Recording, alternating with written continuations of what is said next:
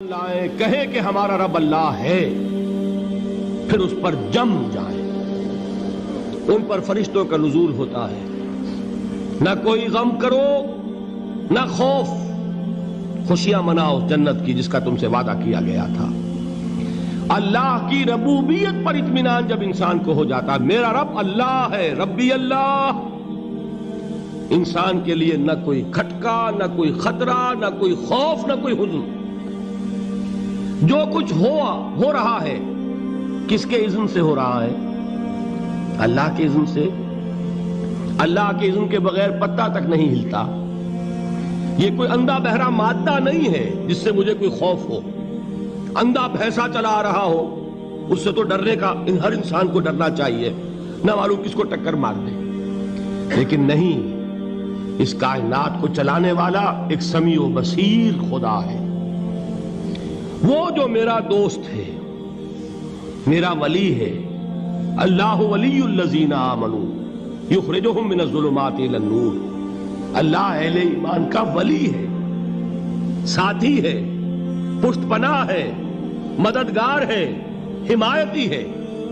بتائیے جسے یقین ہو جائے کہ اللہ میرا مددگار، اللہ میرا محافظ، اللہ میرا پشت پناہ، اللہ میرا حمایتی، اس کے لیے کوئی خوف ہوگا؟ اس سے کوئی ڈر ہوگا؟ میں مثال دیا کرتا ہوں ایک بہت سادہ، پنجاب کے دیہات کی۔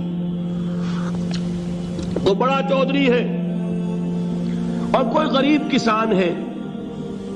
اس غریب کسان کے جانوروں کو ہر وقت اندیشہ ہوگا چوری کا، کوئی میری بھینس کھول کر نہ لے جائے، کوئی میرا بیل کھول کر نہ لے جائے۔ لیکن جس کے بارے میں یہ سب کو معلوم ہو کہ وہ جو بڑا چودھری ہے وہ اس کا دوست ہے، اس کی بچیا کو کوئی خوف ہوگا؟ اس کی بھینس پر کوئی ہاتھ ڈالے گا؟ اسے کوئی اندیشہ ہوگا؟ نہیں۔ کیوں؟ کہ وہ بڑا چودھری، بڑا اس کا یہاں کا سردار، جاگیردار، سب کو معلوم ہے وہ میرا دوست ہے، کوئی میرے خلاف اقدام نہیں کر سکتا۔ اس دنیا میں یہ چھوٹی سی بات اگر آپ کے دلی اطمینان اور سکون کا باعث بن سکتی ہے تو ذرا تصور کیجئے۔ میں لفظ تصور استعمال کروں گا صرف اس لیے کہ اس کا ہم جس کو کہتے ہیں ادراک اور شعور کر نہیں سکتے، اگر کے ساتھ کر سکتے۔ اگر یقین ہو کہ اللہ میرا مددگار اور یقین ہو کہ اللہ ہر آن میرے ساتھ ہے، پھر کوئی خوف؟ کس کا خوف؟ کوئی شے اللہ سے بالا تر ہے؟ کوئی قوت اس سے زیادہ طاقتور ہے؟ کوئی اس کے ارادے کو بدلنے والا ہے؟ کوئی اس کی مشیت کے آڑے آنے والا ہے؟ یہی بات ہے جو حضور نے فرمائی۔ یہ ایمان کا حاصل ہے لب لباب، کہ دیکھو اچھی طرح اس بات کو ذہن نشین کر لو، اگر تمام انسان مل کر تمہیں کوئی نقصان پہنچانا چاہے نہیں پہنچا سکتے مگر جو کچھ اللہ نے لکھ دیا ہو، اور تمام انسان مل کر تمہیں کوئی نفع پہنچانا چاہے نہیں پہنچا سکتے مگر وہ شے جو اللہ نے طے کر دی۔ آپ پھر میں کہوں گا ذرا طاری کیجئے، اسے فرض کیجئے، اسے سوچئے۔ اگر اس حدیث پر ہمارا دل ٹھکا ہوا ہو تو کسی سے ڈر ہوگا؟ یہ مجھے نقصان نہ پہنچا دے، یہ میری رپورٹ خراب نہ کر دے، یہ میری انکریمنٹ نہ رکوا دے، یہ میرا یہ نہ بگاڑ دے، یہ میرے یہ نقصان نہ پہنچا دے۔ اس کا ڈر، اس کا ڈر، اس کا خوف، اس کی خوشامد، اس کے لیے جا کر طرح طرح سے اپنی عزت نفس کو ذلیل کروانا اس کے سامنے، یہ سب کچھ کیوں کرتا ہے انسان؟ جب سمجھتا ہے کہ اس کے ہاتھ میں میرا کوئی نفع ہے، اس کے ہاتھ میں میرے لیے کوئی ضرر ہے، یہ مجھے کوئی غضب پہنچا سکتا ہے، یہ مجھے کوئی نقصان پہنچا سکتا ہے، یہ میرا کوئی کام بنا سکتا ہے، یہ میری کوئی ضرورت پوری کر سکتا ہے، اسی کا نام شرک ہے۔ جہاں آپ نے یہ سمجھا کہ غیر اللہ کے اندر کوئی طاقت موجود ہے وہی شرک ہے۔ بتوں سے تجھ کو امیدیں، خدا سے نومیدی، مجھے بتا تو صحیح اور کافری کیا ہے؟ شرک تو یہ ہے۔ جس پر بھی تمہیں یہ خیال ہے، کلمہ ہے یہ کلمہ سوم، لا حول ولا قوت الا باللہ، ذرا اس پر دل کو کبھی اگر آپ تصور کریں، پھر فرض کریں، دل ٹھک جائے اس پر، کوئی طاقت نہیں۔ یہی بات تھی جو شیخ عبد القادر جیلانی رحمۃ اللہ علیہ نے اپنی وصیت میں اپنے بچے سے کہی. 11ویں دینے والے ہیں، لیکن حضرت شیخ عبد القادر جیلانی کی وصیت اور تعلیمات کو کتنے لوگ ہیں تم جانتے ہو؟ یہ جن مقامات تک پہنچے ہیں وہ کس چیز کی بدولت پہنچے ہیں؟ انہوں نے جو پیغام دیا وہ کیا تھا؟ اے میرے بچے، جس طریقے سے قرآن مجید میں حضرت لقمان کی نصیحتیں جو ہے نقل کر دی گئی ہیں، میں یہ عرض کروں گا بالفرض اگر قرآن حضرت عبد القادر جیلانی کے بعد نازل ہوا ہوتا تو شیخ عبد القادر کی یہ نصیحتیں بھی قرآن میں درج ہوتی.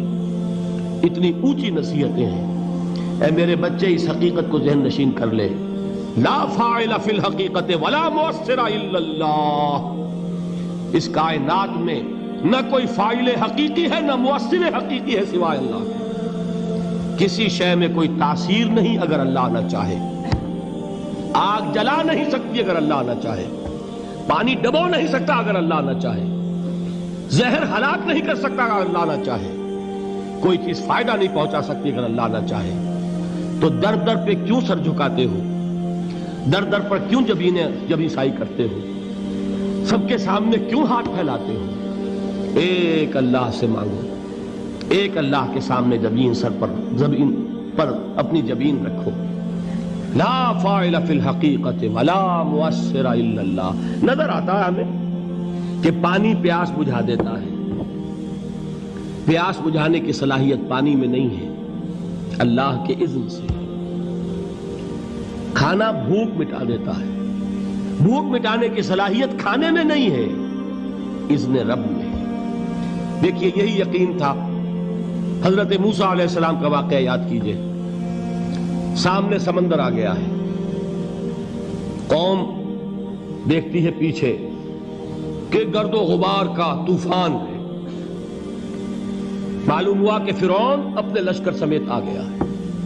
لشکر جب چلتا تھا تیز رفتاری کے ساتھ تو گرد و غبار کا جو طوفان اٹھتا تھا اس کا تصور کیجئے. اور لمحہ بلمحہ وہ قریب آ رہا ہے. پوری قوم نے کیا کہا؟ اے موسیٰ انا لمدرکون. اے موسیٰ ہم کو پکڑے گئے. قرآن مجید نے تو یہاں وہ باتیں نہیں لکھی ہے، لیکن تورات میں یہ درج ہے کہ بنی اسرائیل جھگڑنے لگے، دست و گریبان ہو گئے موسیٰ کے ساتھ. موسیٰ ہمیں یہاں مروایا لا کر، اس سے تو ہم ہی بہتر تھے. وہاں کھانے کو ملتا تھا، زندگی تو تھی. بیگار ہم کر رہے تھے، موت تو نہیں تھی. اب جو کچھ ہوگا اس کا تصور کرو، جس طریقے سے ہمارے ٹکڑے اڑائے جائیں گے. تو لڑ رہے ہیں حضرت موسیٰ علیہ السلام سے. یہ تورات کی تفصیل ہے. قرآن میں صرف اتنا آیا ہے، پریشان ہو کر انہوں نے کہا انا لمدرکون. موسیٰ ہم تو پکڑے گئے. اس وقت موسیٰ کا جواب کیا ہے؟ کلا ان معی ربی سیہدین. نہیں، میرے ساتھ میرا رب ہے، وہ راستہ دے گا.